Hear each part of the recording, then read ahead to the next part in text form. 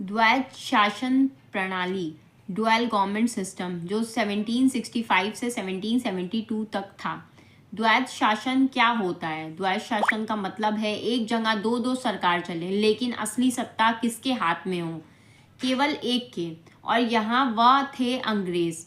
यह प्रणाली क्यों शुरू हुई? 1765 मतलब 1765 में अंग्रेजों को बंगाल, बिहार और उड़ीसा में कर यानी कि टैक्स वसूलने का अधिकार मिला। लेकिन अंग्रेज चाहते थे कि कर तो हम लें, पर जनता की परेशानी, अकाल, चोरी, डकैती, न्याय संबंधी जो भी व्यवस्था है उसकी जिम्मेदारी हम पर ना आए। इसलिए अंग्रेजों ने एक चाल चली, दिखावा नवाब का और असली नियंत्रण अंग्रेजों का।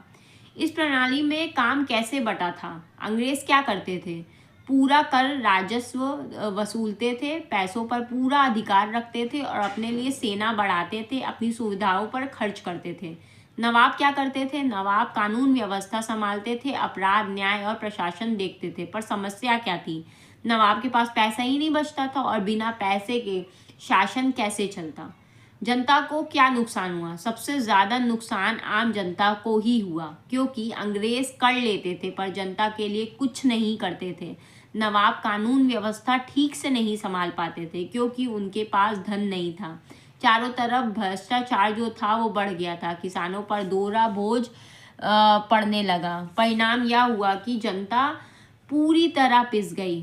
1770 का भयानक अकाल। इस प्रणाली के समय 1770 में बंगाल में भयंकर अकाल पड़ा। करीब 1 करोड़ लोग मर गए, क्योंकि अंग्रेजों ने कर जो था, जो टैक्स था, वो कम नहीं किया। संकट में जनता की मदद नहीं किया। अनाज की कीमतें बढ़ गई। नवाब कुछ भी नहीं कर पाए। इस अकाल ने साफ दिखा दिया कि द्वैध शासन पूरी तरह विफल हो चुका है। द्वैध शासक का अंत कब हुआ? 1772 में।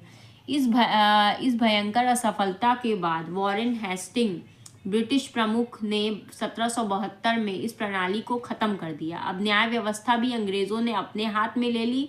बंगाल पर सीधा शासन संबंधी अधिकार भी अंग्रेजों के पास आ गया। यहीं से भारत को अंग्रेजों का सीधा शासन मिला।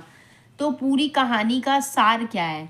पूरी कहानी का सार ये है कि कर अंग्रेज लेते थे, जिम्मेदारी नवाब उठाता था। जनता दोहरी मार झेलती रही। अकाल और भ्रष्टाचार के कारण यह व्यवस्था 7 साल में ही ढह गई।